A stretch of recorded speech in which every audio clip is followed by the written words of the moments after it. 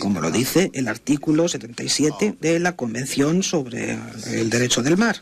Voy a volver a tratar de este asunto en mi próxima intervención, pero ya desde ahora queda claro que hay una negación radical del derecho del Perú a una proyección de sus costas mar adentro. Esta falta de equidad aparece con una particular claridad en el croquis que se proyecta en este momento.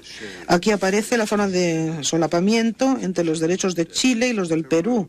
Cubre una superficie de aproximadamente 170.000 kilómetros cuadrados.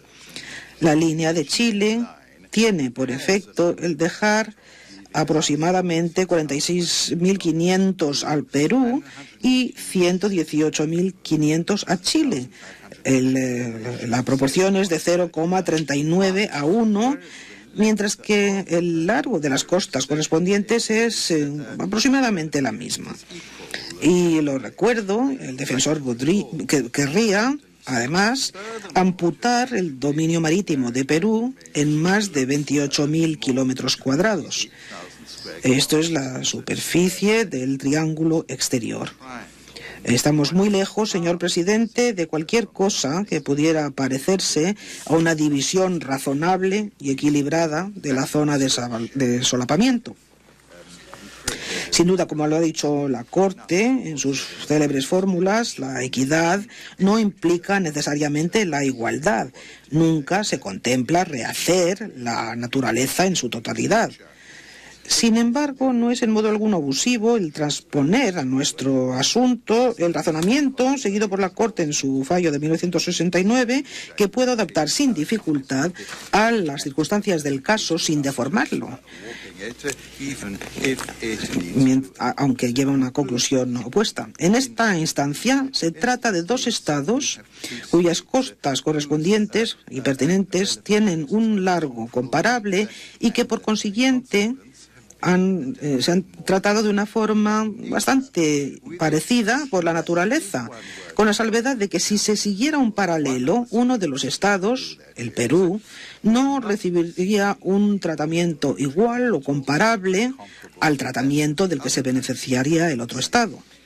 Es un caso donde en una situación de igualdad se crea una falta de equidad. Lo que es inaceptable en este caso es que un Estado tiene derechos considerablemente diferentes a los de su vecino respecto de la zona de 200 millas por el mero hecho de que el método de delimitación utilizado conlleva una división particularmente desigual de la zona de solapamiento, incluso si el largo de las costas pertinentes es comparable. Y en verdad es igual. No se trata, por tanto, de rehacer totalmente la naturaleza, la geografía, pero, por el contrario, en presencia de una situación geográfica de cuasi igualdad entre dos estados, se trata de velar porque la división sea equilibrada en relación con las zonas marítimas en cuestión, sin afectar a sus derechos correspondientes a una plataforma continental y a una zona económica exclusiva, puesto que nada sabría justificar una diferencia patente de trato. Ahí, señor presidente, lo que refuerza nuestra posición respecto de la inexistencia de un acuerdo de limitación. Es impensable que los dos estados hayan podido convenir en una delimitación tan crasamente falta de equidad. Estas consideraciones, en realidad, bastan para hacer totalmente inaceptable el pseudométodo chileno de delimitación, es decir, el método del paralelo geográfico. Por el contrario, las circunstancias geográficas se prestan de una forma especialmente idónea al método de referencia y debidamente demostrada de la equidistancia, circunstancias pertinentes que por su parte llevan a un resultado tan razonable como perfectamente equitativo, como lo demostró el letrado Bundy ayer. Igualmente es el letrado Bundy quien ha de continuar la presentación del Perú si usted tiene a bien, señor presidente, llamarle nuevamente a este estrado. Señor presidente, le doy las gracias por mi parte y les doy las gracias a toda la Corte por haberme escuchado. Tiene la palabra el letrado Bundy.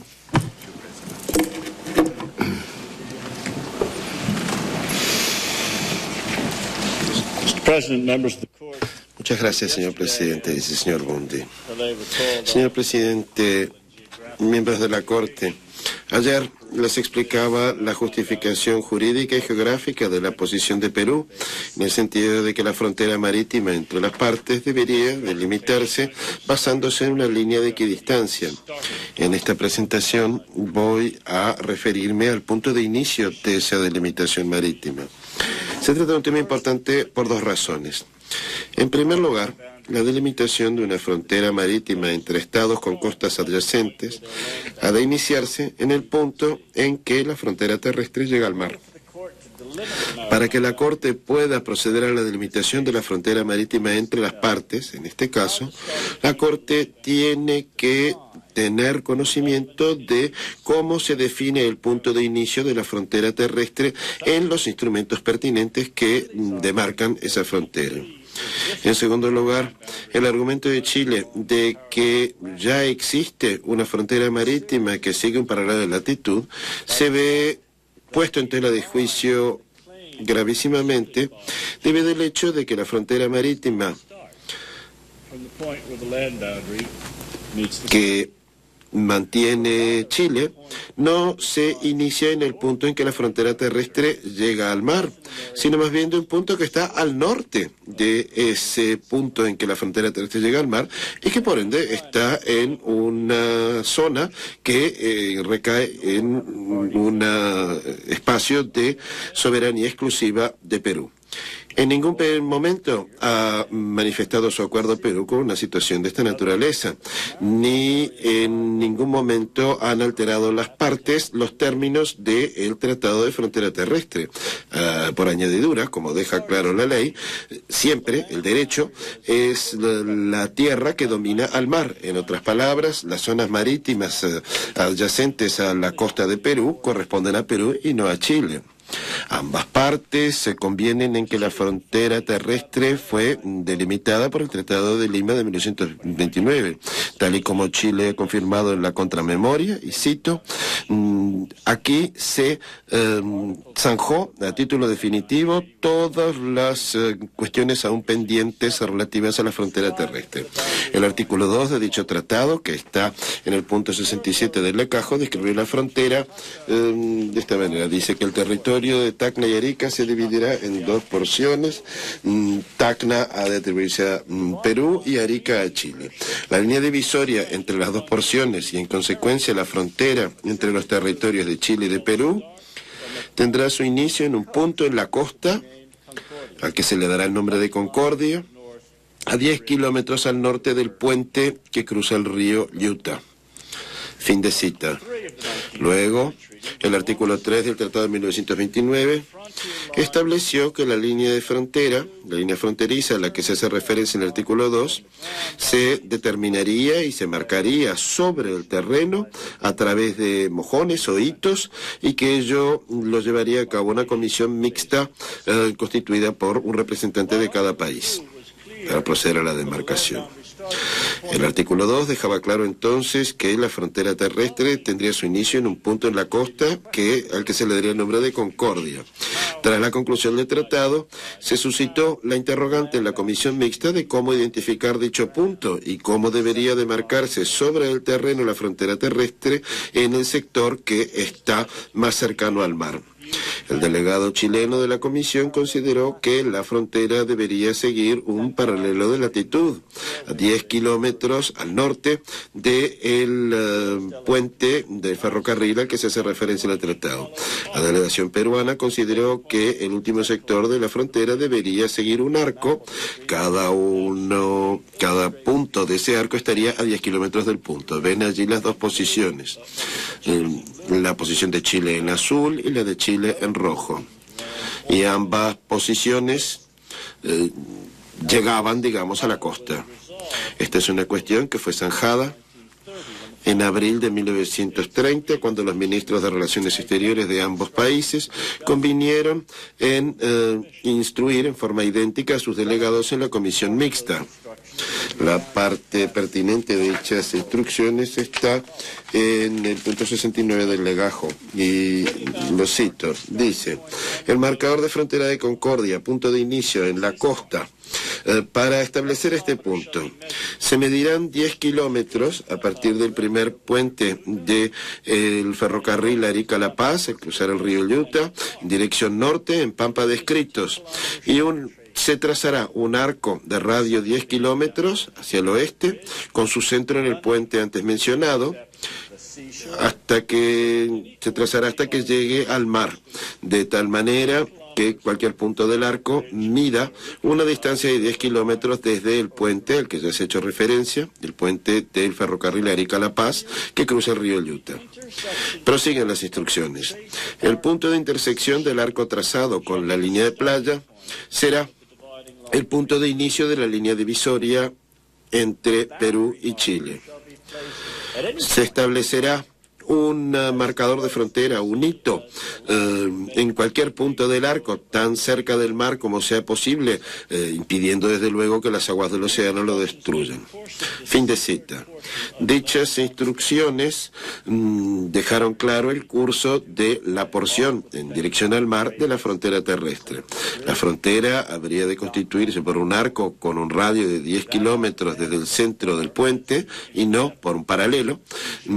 Dicho arco se trazaría hasta que llegase a la línea de costa, y que la intersección de dicho arco con la línea de playa, al que se le daría el nombre de punto Concordia, según lo dispuesto por el artículo 2 de dicho tratado, sería el punto de inicio en la costa de la frontera terrestre, y no un punto ya tierra adentro.